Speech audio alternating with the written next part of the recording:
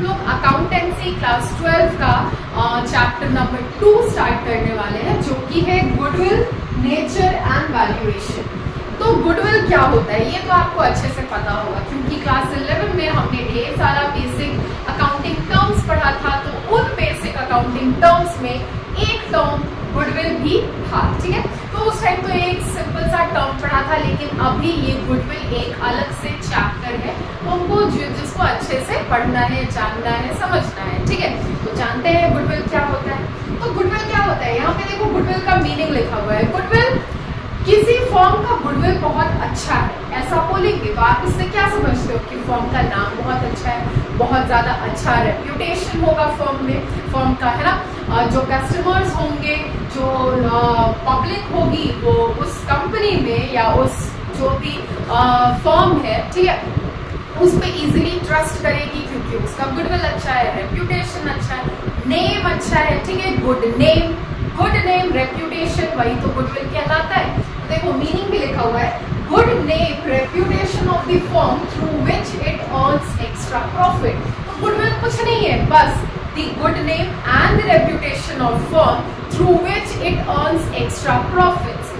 Good name या फिर reputation of the company, जिसके वजह से जो फर्म है, कंपनी है, बिजनेस है, जो नॉर्मल से ज्यादा प्रॉफिट कमाता है, उसको बोलते हैं गुडविल, ठीक है, उसको बोलते हैं गुडविल। तो ये तो था मीनिंग गुडविल का। अब गुडविल को डिफाइन भी करना होगा।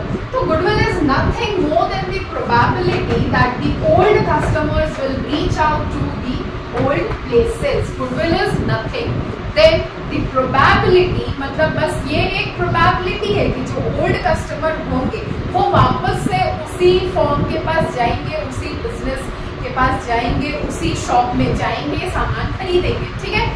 तो गुडविल इसके अलावा और कुछ नहीं है, जैसे good name, the reputation, the probability कि जो ओल्ड कस्टमर्स हैं जो वो वापस रिटर्न होंगे, ठीक है, वापस आपके शॉप में आएंगे, आपको नॉर्मल से ज्यादा प्रॉफिट कमाकर गुडविल देगा, ठीक है। फिर उसके बाद नेचर ऑफ गुडविल की बात करें तो गुडविल का नेचर होता है, it is a fixed intangible asset, ठीक है।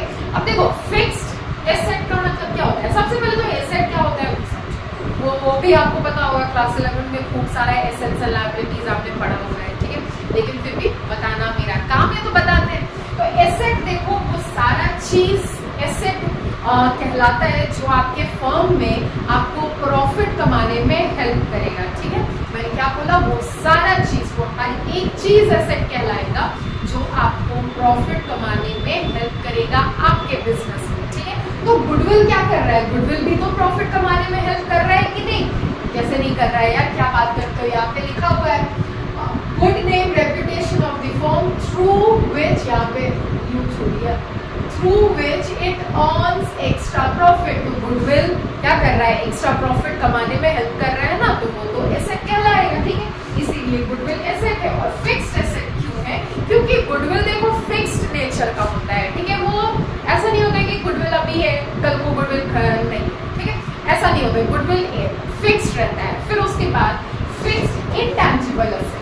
अब टैंजिबल, अब आपको पता होगा कि जो फिक्स्ड एसेट होते हैं वो टैंजिबल और इनटैंजिबल फॉर्म के होते हैं। दो तरह के फिक्स्ड एसेट्स होते हैं, एक होता है इंटैंजिबल एसेट, एक होता है टैंजिबल एसेट। अब टैंजिबल एसेट का मतलब क्या होता है, वो सारा एसेट, वो सारा फिक्स्ड एसेट जिसको आप टच कर सकते हो, जिसको आप देख सकते हो। The assets which can be touched and seen are known as tangible asset. तो intangible asset क्या हो जाएगा, ठीक इससे उल्टा, the assets which cannot be seen and neither be touched are known as intangible asset. तो किसी फर्म का, किसी बिजनेस का, किसी कंपनी का जो गुडविल है ना, वो कोई चीज नहीं है जो जिसको आप टच करोगे या जिसको आप देखोगे, वो तो फील किया जा सकता है, ठीक है। Good name, reputation of the company, जैसे फॉर एग्जाम्पल अगर आप टाटा का एग्जाम्पल ले लो, तो उसका गुडविल कहीं पे कोई चीज थोड़ी है रखा हुआ है जो हम देखेंगे बोलेंगे अच्छा गुडविल इतना सुंदर है, ऐसे नहीं बोल सकते हैं, ठीक है, क्योंकि इसका गुडविल का कोई फिजिकल एग्जिस्टेंस नहीं होता है। क्यों, क्योंकि ये फिक्स्ड इंटैंजिबल एसेट है, ठीक है। तो उसके जो गुडविल है उसको बस फील किया जा सकता है, ठीक है। कैसे, वो मैनेजमेंट को देखकर, ऑर्गेनाइजेशन को देखकर, उसके प्रॉफिट्स को देखकर, ठीक है। फिर उसके बाद ये तो था नेचर ऑफ गुडविल, ठीक है। फिर उसके बाद आते हैं फैक्टर्स अफेक्टिंग चीज जो गुडविल को, आपके फर्म के गुडविल को इफेक्ट करेगा, ठीक है। तो फर्स्ट है लोकेशन। लोकेशन ना सबसे इंपॉर्टेंट फैक्टर है जो आपके गुडविल को, फर्म के गुडविल को, बिजनेस के गुडविल को इफेक्ट करेगा। कैसे? तो आप फॉर एग्जाम्पल सोच लो कि आपने कोई दुकान खोला, ठीक है। अब दुकान कोई ऐसे जगह पे खोला है जहाँ पे लोग बहुत कम आते जाते हैं, जो कि मेन सिटी से हटके, तो वहाँ पे मतलब दिन भर में कितना ही सामान बेचोगे आप, ठीक है। कितने ही कस्टमर्स आपके पास जाएंगे। अब ना तो ज्यादा प्रॉफिट कमा पाओगे, ना ज्यादा कस्टमर तक आपका रीच होगा, ठीक है। तो इस केस में आपको गुडविल बहुत मुश्किल होगा बनाने में। और वहीं पे ऑन दी सेकेंड हैंड अगर आपने वही दुकान सेंटर ऑफ द लोकेशन में खोला है, फॉर एग्जाम्पल एकदम सेंटर ऑफ द टाउन में खोला है, ठीक है, तो वहाँ पे तो दिन भर लोगों का भीड़ भाड़ रहता है, ठीक है।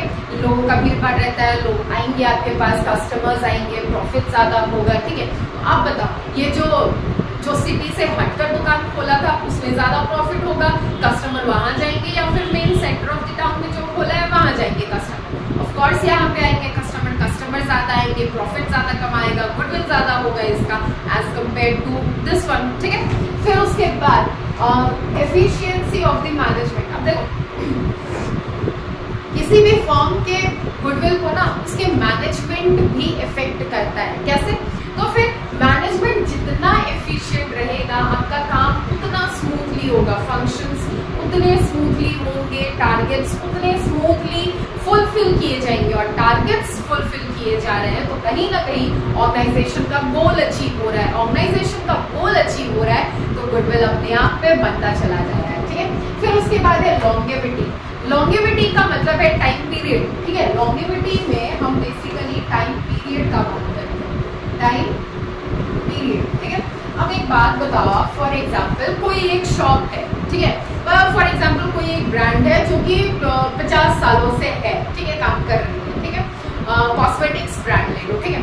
अब कोई एक ब्रांड अभी अभी आया है, तो आपका भरोसा किस पे ज्यादा होगा? इस पे ज्यादा होगा ना जो 50 साल से काम कर रहा है, उस पे ज्यादा होगा।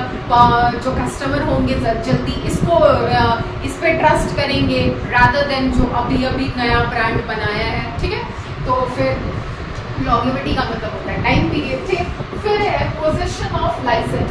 अब देखो, अगर आपके पास लाइसेंस है, ठीक है, आपके पास लाइसेंस है, तो वहां पे कस्टमर का ट्रस्ट बढ़ जाता है कि नहीं, लाइसेंस परमिशन मिला हुआ है इसको, इसके पास लाइसेंस है, तो ये मेरे को ठगेगा, ठीक है।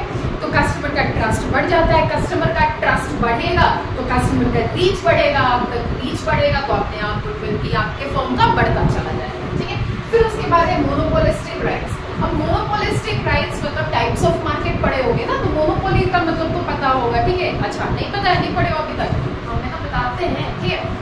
मोनोपोलिस्टिक राइट्स का मतलब होता है कि फॉर एग्जाम्पल मोनोपोली, पहले मोनोपोली समझते हैं, ठीक है। मोनोपोली क्या होता है कि एक मार्केट एरिया में, कि फॉर एग्जाम्पल ये कोई प्रोडक्ट है, ठीक है, ये एक मार्केट एरिया, इस मार्केट एरिया में ये प्रोडक्ट, ये पर्टिकुलर प्रोडक्ट बेचने वाले हम अकेले हैं, ठीक है। तो हम चाहे तो इसका प्राइस बढ़ा भी सकते हैं, हम चाहे तो इसका प्राइस घटा भी सकते हैं, हम चाहे तो इसको सिचुएशन के हिसाब से इसका प्राइस बढ़ा सकते हैं। मतलब कोई कस्टमर आया उसको 100 रुपये में बेच दिए, कोई अगर कस्टमर आया हमको पता चल रहा है कि हाँ ये ज्यादा पैसा दे सकता है इस प्रोडक्ट का, तो उसको 1000 का ही बेच सकते हैं। तो सारा मोनोपोलिस्टिक राइट्स यहाँ पे मेरा होता है, ठीक है, और सेलर का होता है कि वो सिचुएशन के हिसाब से प्राइसेस को बढ़ा भी सकता है, प्राइसेस को घटा भी सकता है, क्योंकि यहाँ पे कोई भी कंपटीशन नहीं है।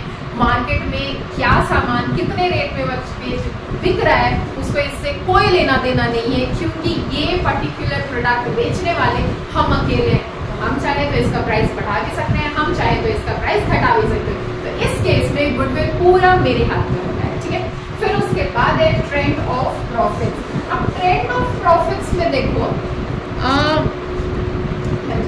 ट्रेंड ऑफ प्रॉफिट्स में देखो, फॉर एग्जांपल ये दो ग्राफ है, ठीक है, प्रॉफिट्स का ग्राफ है, ठीक है, ग्राफ्स, प्रॉफिट्स का ग्राफ, ठीक है। अब देखो, ये कंपनी ए है, ये कंपनी बी है, इसका जो प्रॉफिट ग्राफ होता है वो यहाँ से स्टार्ट हुआ, कभी कांस्टेंट रहता है, फिर थोड़ा बढ़ता है, फिर कांस्टेंट रहता है, फिर बढ़ता है, फिर डिक्लाइन करता है।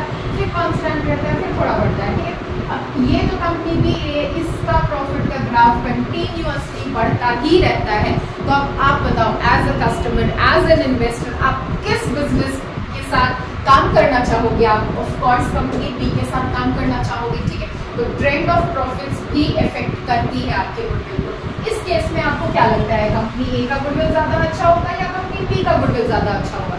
ऑफ कोर्स ये तो देखकर पता चल रहा है, ठीक है, कंपनी बी का गुडविल ज्यादा अच्छा होगा, ठीक है। फिर उसके बाद लास्ट फैक्टर है कंपटीशन।